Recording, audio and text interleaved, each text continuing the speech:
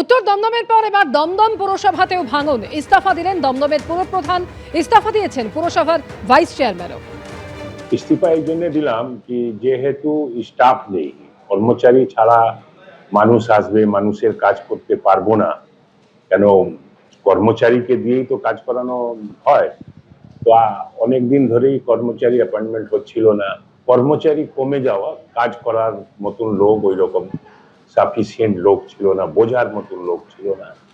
তাই মানুষের কাজটা না করতে পেরে ওই চেয়ারে বসে থাকা আমার পক্ষে সম্ভব হয়নি বা হয়নি। মানুষ আসবে আমার থেকে অনেক আশা আকাঙ্ক্ষা নিয়ে, তাদের কাজটা করতে পারবো না। তাই আমি মনে করলাম কি না, এই চেয়ারে বসে থেকে আঁকড়ে রেখে লাভ নেই, চেয়ারটা ছেড়ে দিন, যেন মানুষের সুযোগ সুবিধা যারাই থাকবে যেন তারা দিতে পারে। তার জন্য আমি রেজিগনেশন। একদিকে একের পর এক মামলায় অভিষেক বন্দ্যোপাধ্যায়ের জিজ্ঞাসাবাদ করা হচ্ছে, আর এরই মধ্যে পুরসভার টিম পৌঁছে গেল অভিষেক বন্দ্যোপাধ্যায়ের কালীঘাটের বাড়িতে। কালীঘাটের শান্তিনিকেতন এবং পটুয়াপাড়ার বাড়িতে পৌঁছে গেল পুরসভার টিম, এবং যেটা জানা যাচ্ছে পুরসভার টিমের আধিকারিকরা তারা মাপজোক করছেন। ইতিমধ্যেই আপনারা জানেন যে বেআইনি নির্মাণের অভিযোগে প্রথমে 17টি নোটিশ দেওয়া হয়েছিল অভিষেক বন্দ্যোপাধ্যায়কে। সরাসরি রয়েছেন আমাদের সঙ্গে প্রতিনিধি ঝিলম করঞ্চায়। ঝিলম, পুরসভার টিম ইতিমধ্যেই পৌঁছে গিয়েছেন, কোন কোন দিকগুলো তারা খতিয়ে দেখছেন? আমি তোমাকে জানিয়ে রাখবো যে পুরসভার বিল্ডিং ডিপার্টমেন্ট থেকে যে আধিকারিকরা তারা প্রথমে শান্তিনিকেতন যে বিল্ডিং রয়েছে 188 হরিশ মুখার্জি রোড, সেখানে আসেন, তারা সেখানে মাপঝোঁক করেন এবং তারপরে তাহলে কালীঘাট রোডের এই যে বাড়ি যেখানে আমরা দাঁড়িয়ে রয়েছি সেখানে আসেন পটুয়াপাড়ার পাশে। তবে এখানেও তারা মাপঝোঁক করছিলেন, পরবর্তীকালে তারা মাপঝোঁক করে বেরিয়ে গিয়েছেন কিনা জানা যাচ্ছে না, কারণ পুরসভা সূত্রে এটাও জানা গিয়েছে যে এর পরবর্তীকালে তাদের লিপস অ্যান্ড বাউন্সের অফিসেও যাওয়ার কথা আছে সেখানে মাপঝোঁক করার।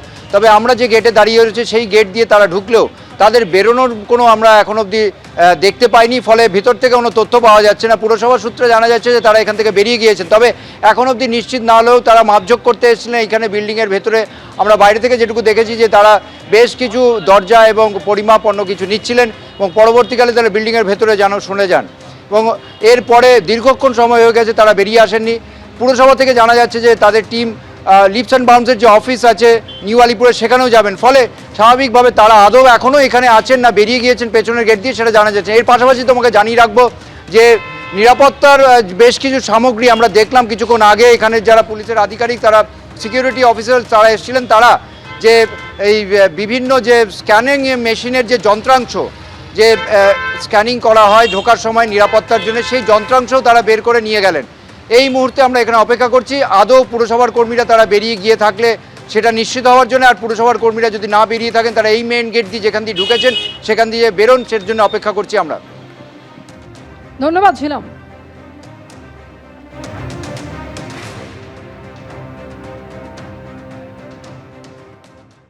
এবিপি আনন্দ, এগিয়ে থাকে, এগিয়ে রাখে।